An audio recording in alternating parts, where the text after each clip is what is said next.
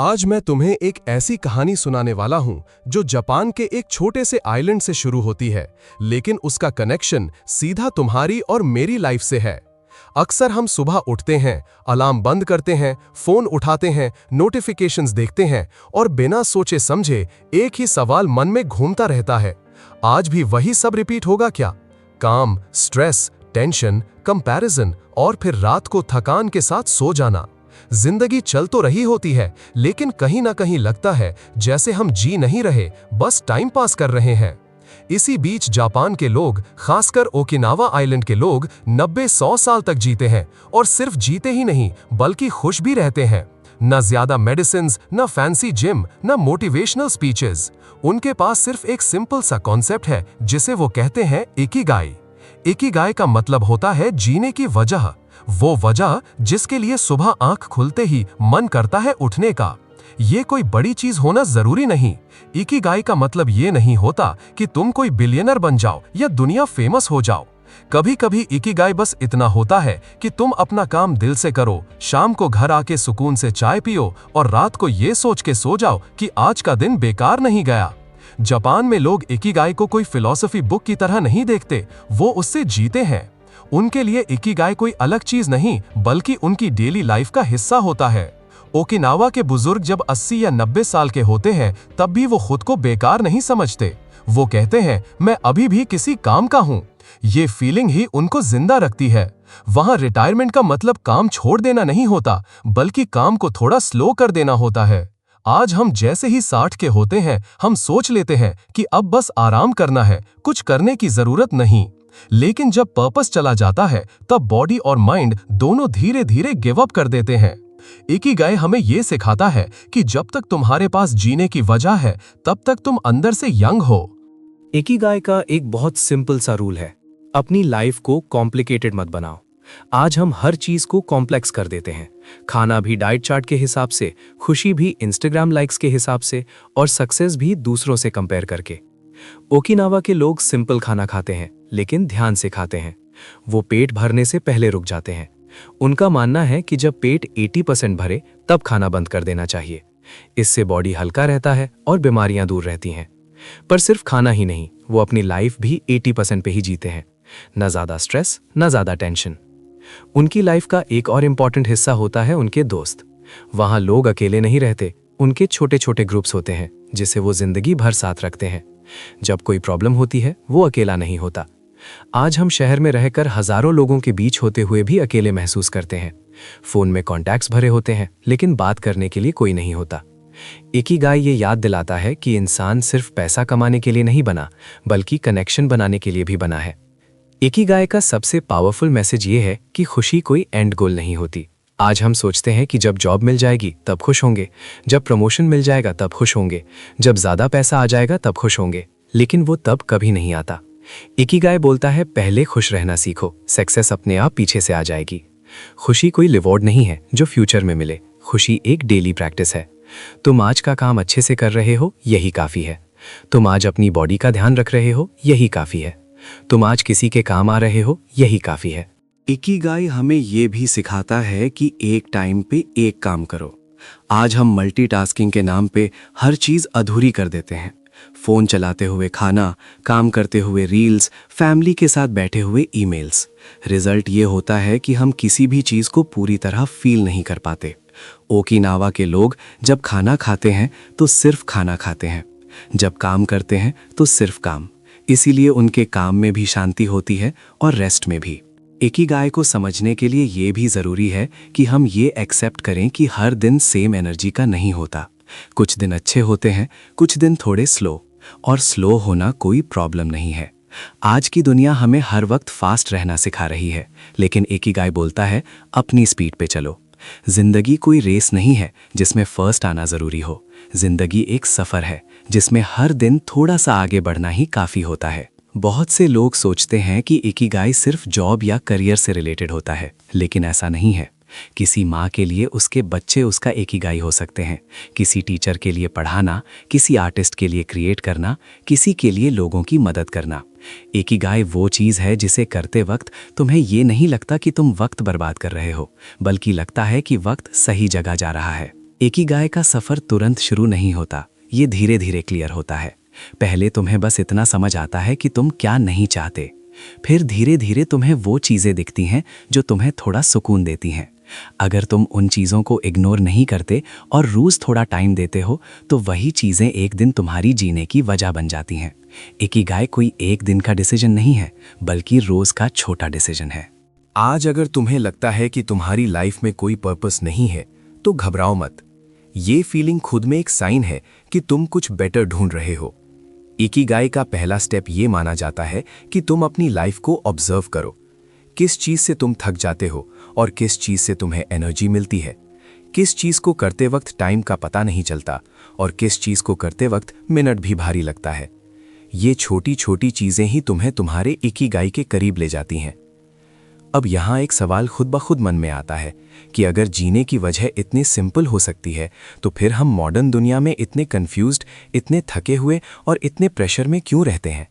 इसका जवाब भी कहीं बाहर नहीं बल्कि हमारे डेली रूटीन में छुपा होता है।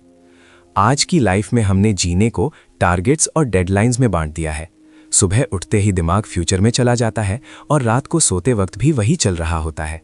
बीच का जो टाइम होता है जिसे प्रेजेंट कहते हैं, वही सबसे ज़्यादा इग्नोर होता है। इकिगाई इसी बीच के टाइम को वापस जिंदा करता है। वो कहता है कि अगर तुम अपने आज को थोड़ा सा भी मीनिंगफुल बना लो तो कल अपने आप थोड़ा बेटर हो जाता है। मॉडर्न लाइफ हमें एक ही बात सिखाती रहती है और वो है ज़्यादा काम, ज़्यादा पैसा, ज़्यादा अचीवमेंट, ज़्यादा अटेंशन। लेकिन इकिगाई बिल्कुल उल्टा बोलता है। वो कहता है कम चाहिए पर सही चाहिए, कम काम पर दिल से, कम लोग पर अपने, कम चीज़ें पर सुकून वाली। जब हम हर चीज़ ज़्यादा चाहते हैं तो हम हर चीज़ में थोड़े थोड़े ही रह जाते हैं और जब हम कम चीज़ों पे ध्यान देते हैं तो उन्हीं में गहरा सेटिस्फैक्शन मिलता है। पैसा यहाँ एक इम्पॉर्टेंट रोल प्ले करता है। बहुत से लोग सोचते हैं कि इकिगाई का मतलब पैसा छोड़ देना है, लेकिन ऐसा बिल्कुल नहीं है। जापान में लोग पैसा कमाते हैं, लेकिन पैसा उनकी लाइफ का सेंटर नहीं होता। पैसा उनके लिए एक टूल होता है, गोल नहीं। प्रॉब्लम तब होती है जब पैसा गोल बन जाता है। तब हम वो काम भी कर लेते हैं जो हमें अंदर से खाली कर देता है। इकिगाई ये कहता है कि अपनी लाइफ में पैसा रखो, लेकिन पैसा तुम्हारी लाइफ को कंट्रोल ना करे। तुम पैसा कमाओ, लेकिन अपनी हेल्थ, अपने रिलेशंस और अपनी शांति की कीमत पे नहीं। इकिगाई का एक और गहरा लेसन है पेशेंस। आज हम सब कुछ जल्दी चाहते हैं, जल्दी सक्सेस, जल्दी ग्रोथ, जल्दी रिकग्निशन। लेकिन जो चीज़ जल्दी आती है वो अक्सर जल्दी चली भी जाती है। जापान में लोग एक ही काम को सालों तक करते हैं, धीरे धीरे, बिना शोर के, बिना कंपैरिजन के। उनके लिए मास्टरी का मतलब वायरल होना नहीं बल्कि बेटर होना होता है। वो हर दिन अपने काम में थोड़ा सा इंप्रूवमेंट लाने की कोशिश करते हैं, बस इतना ही। और सालों बाद वो छोटा सा इंप्रूवमेंट उन्हें एक ऐसी जगह ले जाता है जहां लोग उनकी रिस्पेक्ट करते हैं। इकिगाई हमें यह भी याद दिलाता है कि लाइफ में हर चीज हमारे कंट्रोल में नहीं होती। कुछ चीजें होती हैं जो बस हो जाती हैं, लॉस, फेलियर, डिले। आज हम जब भी कंट्रोल के बाहर कुछ होता देखते हैं तो टूट जाते हैं, लेकिन ओकिनावा के लोग इन चीजों को लाइफ का हिस्सा मानते हैं। वो दुख को डिनाई नहीं करते, लेकिन दुख में अपनी पूरी पहचान भी नहीं बना लेते। वो कहते हैं आज बुरा दिन है, बुरी जिंदगी नहीं। ये डिफरेंस ही उन्हें इमोशनली स्ट्रांग बनाता है। इकिगाई का रिलेशन रूटीन से भी है। आज हम रूटीन को बोरिंग समझते हैं। हमें लगता है रूटीन मतलब मोनोटनी, लेकिन इकिगाई कहता है रूटीन ही फाउंडेशन होता है। जब तुम्हारा रूटीन स्टेबल होता है तब तुम्हारा माइंड सेफ फील करता है। जब माइंड सेफ फील करता है तब क्रिएटिविटी और क्लैरिटी आती है। जापान में लोग एक सिंपल सा डेली शेड्यूल फॉलो करते हैं। सेम टाइम पे उठना, सेम टाइम पे काम, सेम टाइम पे रेस्ट। इससे उनके माइंड में अननेसेसरी डिसीजन मेकिंग कम होती है, और जब डिसीजन कम होते हैं तो स्ट्रेस भी कम होता है। इकिगाई का सबसे प्रैक्टिकल पार्ट ये है कि ये तुमसे लाइफ चेंज करने को नहीं बोलता। ये तुमसे बस इतना बोलता है कि जो ऑलरेडी है उसको थोड़ा बेटर बना लो। अगर तुम स्टूडेंट हो तो पढ़ाई को पनिशमेंट मत बनाओ, उसमें क्यूरियोसिटी लाओ। अगर तुम जॉब कर रहे हो तो सिर्फ सैलरी के लिए मत जाओ, अपने काम में थोड़ा मीनिंग ढूंढो। अगर तुम घर पे हो तो अपनी रोल को छोटा मत समझो। हर रोल इंपॉर्टेंट होता है जब उसमें इंटेंशन होती है। इकिगाई और लोनलीनेस का रिलेशन भी बहुत गहरा है। आज हम इतने कनेक्टेड होके भी इतने लोनली क्यों है? क्योंकि हम कनेक्शन को नंबर्स में नापने लगे हैं, फॉलोअर्स, लाइक्स, व्यूज। जापान में लोग कनेक्शन को टाइम में नापते हैं। कौन कितना वक्त तुम्हारे साथ बिता सकता है बिना फोन देखे, कौन तुम्हारी बात सुन सकता है बिना जज किए। इकिगाई कहता है कि 1 या 2 रियल कनेक्शंस 100 फेक कनेक्शन से ज्यादा वैल्यूएबल होते हैं। जब तुम इमोशनली कनेक्टेड होते हो तब लाइफ का वेट थोड़ा हल्का लगता है। इकिगाई का एक और सटल मैसेज ये है कि अपनी लाइफ को दूसरों के लेंस से देखना बंद करो। जब तुम अपनी लाइफ को सोसाइटी के स्टैंडर्ड से नापते हो तब तुम हमेशा पीछे ही रहोगे, क्योंकि स्टैंडर्ड्स कभी खत्म नहीं होते। आज जॉब, कल प्रमोशन, फिर शादी, फिर बच्चे, फिर और पैसा, ये लिस्ट कभी एंड नहीं होती। इकिगाई कहता है अपना स्टैंडर्ड खुद सेट करो। तुम्हें क्या चाहिए, तुम किस चीज से सैटिस्फाइड फील करते हो। जब तुम्हें ये क्लियर हो जाता है तब दुनिया की आवाज धीरे धीरे बैकग्राउंड नॉइज बन जाती है। इकिगाई सिर्फ फिलॉसफी नहीं है, ये एक तरह का मेंटल शिफ्ट है। जब तुम इस लेंस से लाइफ देखना शुरू करते हो तो प्रॉब्लम्स वही रहती हैं, लेकिन तुम्हारा रिएक्शन चेंज हो जाता है। तुम पैनिक कम करते हो, एक्सेप्टेंस ज्यादा। तुम रश कम करते हो, फोकस ज्यादा। तुम कंपेयर कम करते हो, अप्रिशिएट ज्यादा। और ये छोटे छोटे चेंजेस मिलकर लाइफ को एक अलग डायरेक्शन में ले जाते हैं। अगर तुम सोच रहे हो कि तुम्हारा इकिगाई क्या हो सकता है, तो आंसर ये है कि अभी शायद तुम्हें पूरा आंसर नहीं मिलेगा, और ये बिल्कुल ठीक है। इकिगाई एक सवाल से शुरू होता है, आंसर से नहीं। आज का सवाल हो सकता है मुझे किस चीज से थोड़ी शांति मिलती है। कल का सवाल हो सकता है मुझे किस चीज में थोड़ा पर्पस फील होता है।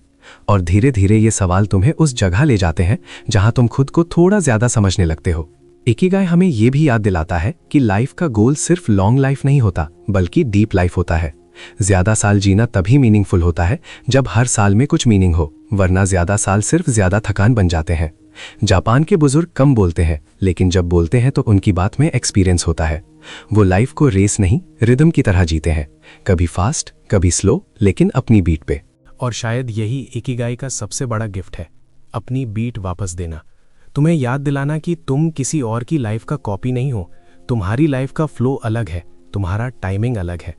जब तुम ये एक्सेप्ट कर लेते हो तब प्रेशर कम हो जाता है और क्लैरिटी बढ़ने लगती है। जब बात डेली लाइफ में इकिगाई को लाने की आती है तो सबसे पहला स्टेप होता है अपने दिन को थोड़ा सा देखना, बिना जज किए। आज हम या तो अपने दिन को सक्सेसफुल बोल देते हैं या बेकार, बीच का कुछ देखते ही नहीं। इकिगाई कहता है कि हर दिन में कुछ न कुछ वैल्यूएबल होता है, बस हम उसे नोटिस नहीं करते। सुबह की ठंडी हवा, चाय का पहला सिप, किसी अपने की मुस्कुराहट या शाम को थोड़ा सा आराम। जब तुम इन छोटी चीज़ों को कॉन्शियसली महसूस करना शुरू करते हो तब तुम्हारा माइंड धीरे धीरे शांत होने लगता है, और जब माइंड शांत होता है तब क्लैरिटी नेचुरली आती है। इकिगाई का एक सिंपल सा कॉन्सेप्ट है कि जो चीज़ तुम रोज़ करते हो वही तुम्हारी लाइफ बन जाती है। अगर तुम रोज़ सिर्फ थकान, शिकायत और कंपैरिजन कर रहे हो तो लाइफ भी वही बन जाती है। और अगर तुम रोज़ थोड़ा सा ग्रैटिट्यूड, थोड़ा सा फोकस और थोड़ा सा इंटेंशन लाते हो तो लाइफ का टेक्सचर ही चेंज हो जाता है। जापान में लोग ग्रैटिट्यूड को कोई स्पेशल एक्सरसाइज नहीं बनाते, वो बस मानना सीखते हैं कि जो है वो काफ़ी है। इसका मतलब ये नहीं कि वो ग्रो नहीं करना चाहते, बल्कि ये कि वो ग्रो करते हुए भी प्रेजेंट को रिजेक्ट नहीं करते। इकिगाई के साथ एक और वर्ड जुड़ा हुआ है जो बहुत क्वाइटली काम करता है, और वो है पेशेंस। पेशेंस का मतलब वेट करना नहीं होता, पेशेंस का मतलब होता है प्रोसेस पे भरोसा रखना। आज हम रिजल्ट्स के इतने एडिक्टेड हो गए हैं कि प्रोसेस हमें बोरिंग लगने लगा है। अगर एक चीज़ का रिजल्ट तुरंत नहीं दिखता तो हम उसे छोड़ देते हैं, लेकिन इकिगाई कहता है कि जो चीज़ धीरे बनती है वही स्ट्रांग होती है। जैसे पेड़ का फल तुरंत नहीं आता, लेकिन जब आता है तो सालों तक आता है। डेली लाइफ में इकिगाई को लेने का एक प्रैक्टिकल तरीका ये है कि अपने काम को छोटे पार्ट्स में बांट लो। आज के दिन को पूरी जिंदगी का बर्डन मत बनाओ, सिर्फ आज का दिन देखो। आज तुम क्या अच्छा कर सकते हो, बस वही करो। कल की टेंशन को कल पे छोड़ दो। जापान में लोग इस थॉट को बहुत नेचुरली फॉलो करते हैं। वो कहते हैं आज का काम आज, कल का काम कल। इससे उनका माइंड हैवी नहीं होता। इकिगाई हमें यह भी सिखाता है कि अपनी आइडेंटिटी को सिर्फ एक चीज से मत जोड़ो। आज हम बोलते हैं मैं ये हूं, मैं वो हूं। अगर वो चीज चली जाए तो हम खुद को भी खोया हुआ महसूस करते हैं। लेकिन इकिगाई के नजरिए से देखो, तुम सिर्फ अपना काम नहीं हो, तुम सिर्फ अपनी सक्सेस या फेलियर नहीं हो, तुम एक पूरा इंसान हो जिसमें बहुत सारी लेयर्स हैं। जब तुम अपनी आइडेंटिटी को फ्लेक्सिबल रखते हो तब तुम लाइफ के अप्स एंड डाउन्स को बेटर हैंडल कर पाते हो। इकिगाई और डिसिप्लिन का भी एक क्वाइट सा कनेक्शन है। डिसिप्लिन का मतलब सिर्फ स्ट्रिक्ट रूटीन फॉलो करना नहीं होता। डिसिप्लिन का मतलब होता है अपनी एनर्जी को सही जगह पे लगाना। जापान में लोग अपनी एनर्जी वेस्ट नहीं करते, वो अननेसेसरी चीज़ों पे रिएक्शन कम देते हैं। अगर कोई चीज़ उनके कंट्रोल में नहीं है वो उसे छोड़ देते हैं, अगर कोई चीज़ उनके कंट्रोल में है वो उस पे काम करते हैं। इस सिंपल सेपरेशन से उनकी मेंटल एनर्जी बची रहती है। इकिगाई के साथ जीने का मतलब ये भी है कि अपने आप से ऑनेस्ट रहना। आज हम अक्सर वो काम कर रहे होते हैं जो हमें अंदर से थका रहे होते हैं, लेकिन हम एक्सेप्ट नहीं करते। हम कहते हैं सब ऐसा ही कर रहे हैं तो मैं भी कर लेता हूँ। इकिगाई यहीं पे एक मिरर की तरह काम करता है। वो पूछता है, क्या ये सच में तुम्हारे लिए सही है? और कभी कभी इस सवाल का जवाब अनकंफर्टेबल होता है, लेकिन वही डिस्कंफर्ट ग्रोथ का स्टार्ट होता है। इकिगाई का मतलब ये नहीं कि तुम हमेशा मोटिवेटेड रहोगे। मोटिवेशन आता जाता रहता है। इकिगाई का मतलब है कमिटमेंट। जब मोटिवेशन नहीं होता तब भी थोड़ा सा आगे बढ़ना। जापान में लोग मूड पे काम डिपेंड नहीं करते। वो कहते हैं मूड फॉलो करेगा, काम पहले होगा। ये अप्रोच उन्हें कंसिस्टेंसी देता है, और कंसिस्टेंसी ही लॉन्ग टर्म सैटिस्फैक्शन का बेस होती है। इकिगाई और साइलेंस का भी गहरा रिश्ता है। आज हम साइलेंस से डरते हैं। खामोशी में हमें अपने ही थॉट सुनाई देने लगते हैं और वो अनकंफर्टेबल लगते हैं। इसीलिए हम हमेशा कुछ ना कुछ चला के रखते हैं, म्यूजिक, वीडियोस, रील्स। जापान में लोग साइलेंस को रिस्पेक्ट करते हैं। वो जानते हैं कि साइलेंस में ही माइंड सेटल होता है। जब तुम थोड़ा साइलेंस अनाउ करते हो तब तुम अपने इकिगाई के सिग्नल्स सुन पाते हो। वो सिग्नल्स लाउड नहीं होते, वो बहुत सटल होते हैं। इकिगाई का एक और प्रैक्टिकल एस्पेक्ट है फिजिकल मूवमेंट। ये मूवमेंट कोई हैवी वर्कआउट नहीं होता, बस बॉडी को चलाते रहना। वॉक, स्ट्रेचिंग, छोटा सा काम। बॉडी जब मूव करती है तब माइंड भी मूव करता है। आज हम इतना ज्यादा बैठे रहते हैं कि बॉडी और माइंड दोनों जम जाते हैं। इकिगाई कहता है बॉडी को रिस्पेक्ट दो, क्योंकि वही तुम्हारा सबसे लंबा साथी है। इकिगाई को फॉलो करने वाले लोग फ्यूचर से भागते नहीं हैं, लेकिन फ्यूचर को लेकर ऑब्सेस्ड भी नहीं होते। वो प्लानिंग करते हैं, लेकिन प्लानिंग में अपनी पूरी जिंदगी नहीं डालते। उनके लिए प्लानिंग एक डायरेक्शन होती है, प्रेशर नहीं। आज हम प्लानिंग को इतना सीरियस बना लेते हैं कि अगर प्लान थोड़ा सा भी बिगड़ जाए तो हम फ्रस्ट्रेट हो जाते हैं। इकिगाई कहता है प्लान बनाओ, लेकिन फ्लो को भी जगा दो। इकिगाई का एक बहुत ह्यूमन साइड ये है कि ये तुम्हें खुद के साथ जेंटल होना सिखाता है। जब तुम गलती करते हो तो खुद को पनिश मत करो, गलती को फीडबैक की तरह लो। जापान में लोग फेलियर को एंड नहीं, प्रोसेस का पार्ट मानते हैं। इसीलिए वो फेलियर से डरते नहीं, बल्कि उससे सीखते हैं। जब तुम खुद के साथ जेंटल होते हो तब तुम ज्यादा ऑनेस्टली इंप्रूव कर पाते हो। इकिगाई का सफर बाहर से कम और अंदर से ज्यादा होता है। बाहर दुनिया वही रहते हैं, डेडलाइंस वही रहती हैं, प्रॉब्लम्स वही रहती हैं। चेंज सिर्फ ये होता है कि तुम उन सब चीज़ों को कैसे देखते हो। तुम रिएक्टिव कम और रिस्पॉन्सिव ज़्यादा हो जाते हो। तुम इम्पल्सिव कम और इंटेंशनल ज़्यादा हो जाते हो। और ये शिफ्ट ही लाइफ को थोड़ा मीनिंगफुल बना देता है। अगर तुम अभी भी ये सोच रहे हो कि तुम्हारा इकिगाई क्या हो सकता है, तो शायद इसका जवाब किसी एक सेंटेंस में नहीं आएगा। शायद ये जवाब एक फीलिंग की तरह आएगा, एक छोटा सा सुकून, एक हल्की सी क्लैरिटी। जब तुम किसी चीज़ को करते वक्त ये महसूस करो कि हाँ, ये सही लग रहा है, वही एक क्लू होता है। उस क्लू को इग्नोर मत करो, उस पे थोड़ा सा टाइम दो। धीरे धीरे वही चीज़ तुम्हारी लाइफ का सेंटर बन सकती है। इकिगाई का मतलब परफेक्ट लाइफ नहीं होता। इकिगाई का मतलब होता है ऑनेस्ट लाइफ। ऐसी लाइफ जहां तुम अपने आप से भाग नहीं रहे, जहां तुम अपनी लिमिटेशंस को एक्सेप्ट करते हो और अपनी स्ट्रेंथ्स पे काम करते हो, जहां तुम हर दिन ये डिसाइड करते हो कि आज मैं थोड़ा सा ज्यादा प्रेजेंट रहूंगा। और शायद इसी पॉइंट पे इकिगाई हमसे क्वाइटली कहता है कि लाइफ को फिक्स करने की जरूरत नहीं होती, लाइफ को फील करने की जरूरत होती है। जब तुम फील करना शुरू कर देते हो तब लाइफ अपने आप मीनिंगफुल लगने लगती है। और जब लाइफ मीनिंगफुल लगने लगती है तब तुम्हें धीरे धीरे ये भी समझ आता है कि तुम्हें हर दिन एक्स्ट्रा ऑर्डिनरी बनाने की ज़रूरत नहीं होती। हर दिन बस थोड़ा सा रियल होना काफ़ी होता है। इकिगाई हमसे ये एक्सपेक्ट नहीं करता कि हम हर वक्त मोटिवेटेड रहें, एनर्जेटिक रहें या परफेक्ट रहें। वो सिर्फ इतना चाहता है कि हम अपनी लाइफ को बिना भागे, बिना मास्क पहने, जैसे हैं वैसे एक्सेप्ट करके जिएं। जब तुम अपनी लाइफ को एक्सेप्ट कर लेते हो तभी तुम उसे इम्प्रूव कर पाते हो। अक्सर हम सोचते हैं कि कोई एक दिन आएगा जब सब क्लियर हो जाएगा। एक दिन उठेंगे और हमें पता होगा कि हमें क्या करना है, कहाँ जाना है, कैसे जीना है। लेकिन इकिगाई बोलता है कि क्लैरिटी कोई एक दिन का इवेंट नहीं होता, क्लैरिटी एक प्रोसेस होता है। आज थोड़ी सी, कल थोड़ी सी। जैसे सुबह अंधेरा धीरे धीरे रोशनी में बदलता है, वैसे ही लाइफ का पर्पस भी धीरे धीरे समझ आता है। और जब तुम इस प्रोसेस पे ट्रस्ट करना सीख लेते हो तब एंग्जाइटी अपनी पावर खो देती है। इकिगाई हमें ये भी याद दिलाता है कि लाइफ में हर चीज़ का सल्यूशन नहीं होता, और ये बिल्कुल ठीक है। कुछ क्वेश्चंस ऐसे होते हैं जो आंसर के बिना ही हमें ज़्यादा मैच्योर बना देते हैं। तुम्हारा काम ये नहीं होता कि हर कन्फ्यूजन को तुरंत सॉल्व करो, बल्कि ये होता है कि उस कन्फ्यूजन के साथ भी जीना सीखो। जब तुम ये सीख जाते हो तब लाइफ थोड़ी लाइट हो जाती है। तुम हर चीज़ को इतना हैवी लेना बंद कर देते हो। धीरे धीरे तुम नोटिस करोगे कि तुम्हारा रिएक्शन बदल रहा है। जो चीज़ें पहले तुम्हें गुस्सा दिला देती थीं अब उतनी अफेक्ट नहीं करती। जो चीज़ें पहले तुम्हें डरा देती थीं अब उनसे तुम थोड़ा कामली डील कर पाते हो। ये इसलिए नहीं होता क्योंकि प्रॉब्लम्स कम हो जाती हैं, बल्कि इसलिए होता है क्योंकि तुम्हारा अंदर स्ट्रांग हो जाता है। इकिगाई बाहर की दुनिया को चेंज नहीं करता, वो तुम्हें अंदर से स्टेबल बना देता है। और जब अंदर स्टेबिलिटी आ जाती है तब तुम लाइफ के छोटे पलों को भी एंजॉय करना सीख लेते हो। तुम सिर्फ वीकेंड्स का वेट नहीं करते, तुम सिर्फ हॉलीडेज का वेट नहीं करते, तुम नॉर्मल दिनों में भी कुछ ना कुछ अच्छा ढूंढ लेते हो। कभी एक अच्छी कॉन्वर्सेशन, कभी एक क्वाइट इवनिंग, कभी बस अपने साथ बिताया हुआ वक्त। यही छोटे पल मिलकर लाइफ को गहरा बनाते हैं। इकिगाई का सफर शायद बाहर से देखने में सिंपल लगता है, लेकिन अंदर से ये बहुत पर्सनल होता है।